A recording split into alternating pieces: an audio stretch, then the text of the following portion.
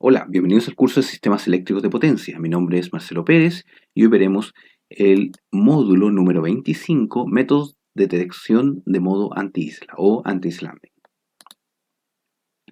Cuando el sistema de generación distribuida, le vamos a llamar de PGS, no deja de operar cuando la red está desconectada, es decir, cuando continúa operando con cargas locales, como se muestra en esta figura acá abajo, si se abre el breaker C, esta sigue funcionando con estas dos cargas, entonces dice que esto está operando en modo isla. Y este modo isla a veces es deseado, como por ejemplo tenemos algunas cargas que necesitan funcionar sin la conexión a la red, por ejemplo las cargas críticas en los hospitales. Pero también este modo isla puede acarrear algunos riesgos, en particular para el personal de mantenimiento. De hecho, la mayoría de los sistemas eólicos y fotovoltaicos, e incluso de otras energías renovables, requieren por regulación que haya un método de detección del modo isla, es decir, que detecte si es que está conectado a la red o no y para tomar las acciones necesarias. Este modo isla se puede generar por varias condiciones. Una es que se produzca, por ejemplo, una falla en el sistema de potencia, pero esta falla no es detectada por el inversor. De esta forma, el sistema de potencia abre un circuit breaker, o sea, separa el circuito, pero el inversor no, y por lo tanto sigue funcionando. También es cuando se produce una desconexión accidental de la red por falla de algún equipamiento. De esa forma se desconecta una parte de la red. Esto también puede suceder por una desconexión intencional, ya sea para hacer reparaciones o mantención de la línea, o puede ser por algún error humano o alguna conducta delictual. Por último, puede ser también por condiciones ambientales, como por ejemplo la caída de un rayo o problemas con la vegetación o con animales. ¿Cuáles son los peligros del modo isla? Primero, y el más importante, es que una vez que se produce una isla, la persona asume que la red está desconectada de la red, pero el cable, la zona que está revisando está desconectada de la red, pero puede quedar energizada debido a que puede haber otro elemento de generación distribuida cerca. Y por lo tanto, si la persona lo manipula, la red como la figura que se ve ahí, un técnico manipulando la red eléctrica, puede resultar con algún tipo de accidente. También cuando una vez que se produce el efecto isla, ¿cierto? Que queda un área del sistema eléctrico desconectado, si el generador distribuido no tiene buena regulación de voltaje y frecuencia, es posible que se dañe el equipo que está conectado en él. También es posible que se generen daños cuando la zona aislada vuelve a estar conectada a la red eléctrica. Esto es particular por los errores, la reconexión fuera de fase, es decir, se produce la reconexión del sistema cuando ambas señales no están sincronizadas. Ahora, este modo isla también puede interferir con la restauración de la red, ya sea manual o automática.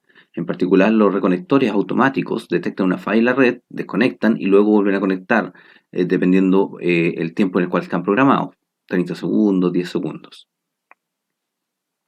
Cuando se produce esto en un sistema que tiene un modo isla, entonces en la reconexión se puede de nuevo producir una reconexión fuera de fase. Los requerimientos que se pueden definir para poder aplicar un modo isla usualmente están definidos ya por la IEEE, la IEC, que es la norma europea, o incluso a través de la impedancia, en el caso de de la agencia PDE de Alemania. Ahora, esta detección del modo isla es crucial para que el sistema opere en forma segura.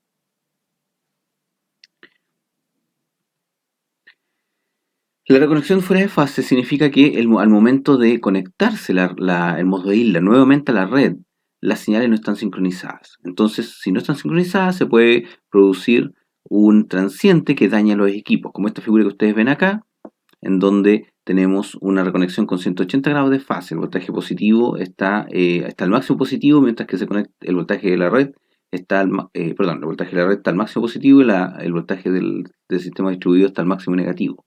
Entonces, al momento de conectar, ambos voltajes se van a unir y por lo tanto se va a producir una oscilación bastante grande en el voltaje. Ya en este caso es 2.2 veces.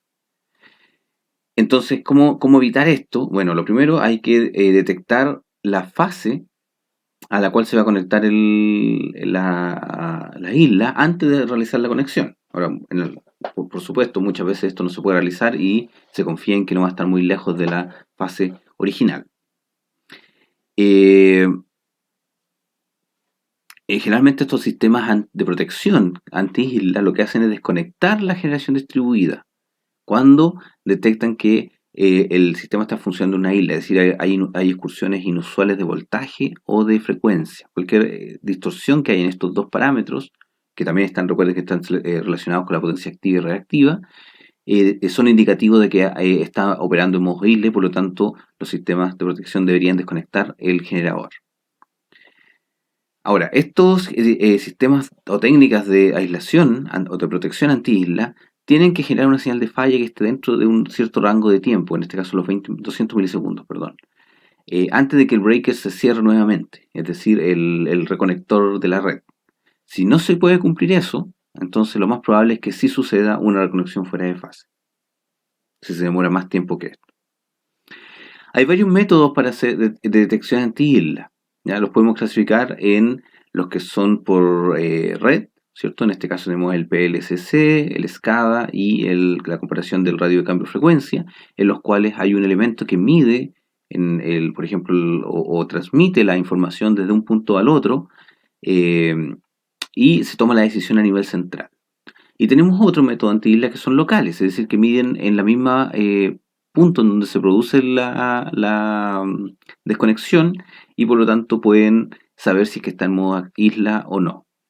Dentro de los locales tenemos dos tipos, uno que es pasivo, en donde se hace solamente mediciones y dependiendo de la medición es posible saber si está en modo isla o no, y otros que se llaman activos, en los cuales no solamente se mide, sino también se actúa sobre el sistema para poder llevarlo a un modo de, ya sea un modo estable o un modo de desconexión, si es que, dependiendo de la configuración a la cual quiere llegarse.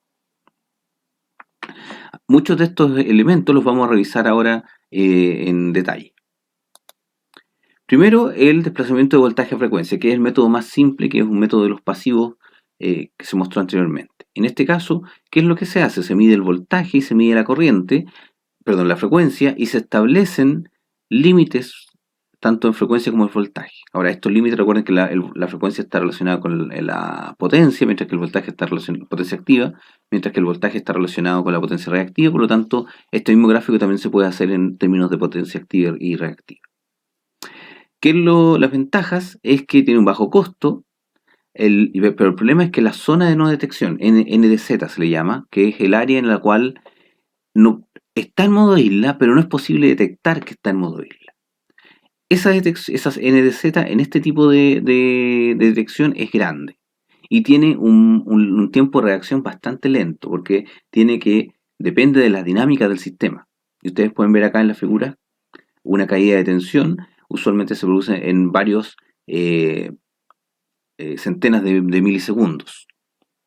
Y para poder detectarlo tiene que cumplir con un cierto umbral, así que la detección es un poco lenta. Y por último, también es posible notar que este rango de detección, el NDZ, depende de las impedancias de la línea, depende del rango de potencia, depende del punto de operación. Por lo tanto, es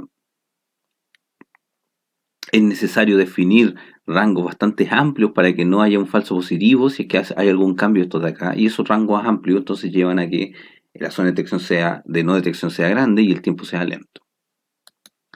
Luego tenemos la detección de voltaje armónico. ¿Esto cómo funciona? Se detecta la variación del THD, o sea, del armónico, en el punto común conexión. El punto común conexión es el punto en donde se conectan varias cargas o sistemas o empresas a la red. Ahí corresponde usualmente a la entrada a la salida de una subestación. Ahora, ¿qué ventaja tiene la detección de los voltajes armónicos? Es que no depende del factor de potencia, como en el caso anterior, que dependía del factor de potencia. Por lo tanto, aquí se puede utilizar con inversores. Ahora, es bastante difícil elegir el límite de detección, el umbral con el cual detectar el modo isla, porque es muy proclive a generar falsos positivos la detección de armónicos. En particular porque fíjense que hay muchas cargas inductivas en el sistema y esas cargas inductivas filtran los armónicos. Por lo tanto, dificultan aún más la detección. Ahora, como depende de la detección de un armónico, y ese armónico puede variar, entonces es difícil evaluar cuál va a ser la zona de no detección. Eso también tiene relación con el límite, el umbral de detección. Si, si podemos ajustar el umbral, podríamos, en forma simple, podemos entonces evaluar la zona de no detección.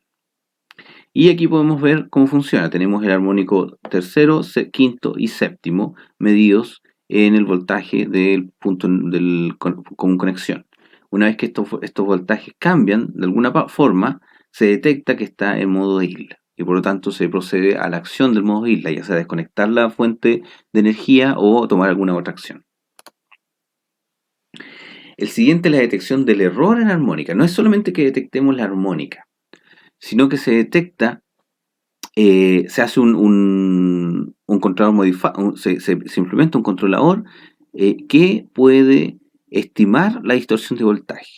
Y luego, a través de un filtro de Kalman, se calcula el error de la potencia armónica, ¿cierto? A una cierta armónico o una combinación de armónicas entre la señal que estamos midiendo y la señal que está estimada. Y cuando ese error pasa un cierto límite, se detecta que está en modo de isla. La gracia de este método es que minimiza la zona de no detección. Y aquí pueden ver un ejemplo. Se está midiendo el voltaje, entonces se pasa por un filtro de Kalman, se hacen las mediciones. Acá tenemos el controlador estimador y aquí está la detección del modo Hill.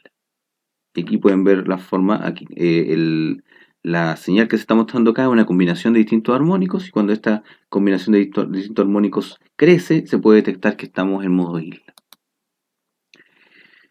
Otro método es la detección del salto de fase cuando tenemos un voltaje. Es decir, se está monitoreando la diferencia de fase entre el inversor y la red. Y cuando se produce un cambio de fase entre el inversor y la red, se puede detectar o se puede inferir que hay pasó a modo de isla. Bueno, esto es fácil de implementar porque no afecta la respuesta transiente, simplemente estamos midiendo los dos voltajes, pero es difícil definir los umbrales de detección. ¿Ya? Y tiene un problema adicional, y es que no se pueden detectar bien con cargas que tengan factor unitario, ya porque no tiene error de fase. De eso lo pueden ver aquí. En la figura de arriba pueden ver que se están midiendo los dos voltajes, y cuando hay una variación entre ellos, entre el ángulo, se detecta que está en modo de isla. Y acá abajo podemos ver efectivamente cuando tenemos un Q de 0, no hay un cambio de fase notorio, por lo tanto es difícil detectar que existió o que existe eh, un modo isla. En cambio, cuando sí hay una potencia reactiva, en este caso tenemos un 15% de potencia reactiva, y se produce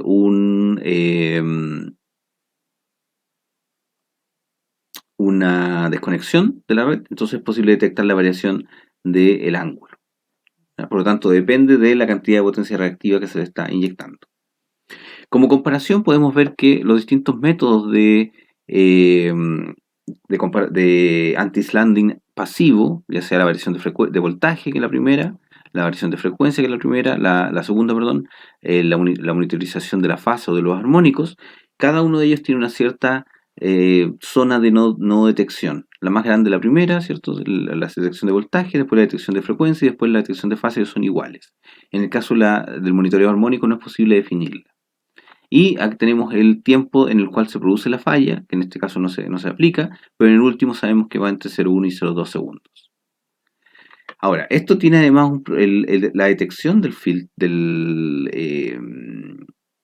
una falla en un sistema de generación distribuida puede llevar a un colapso del sistema total. ¿Por qué?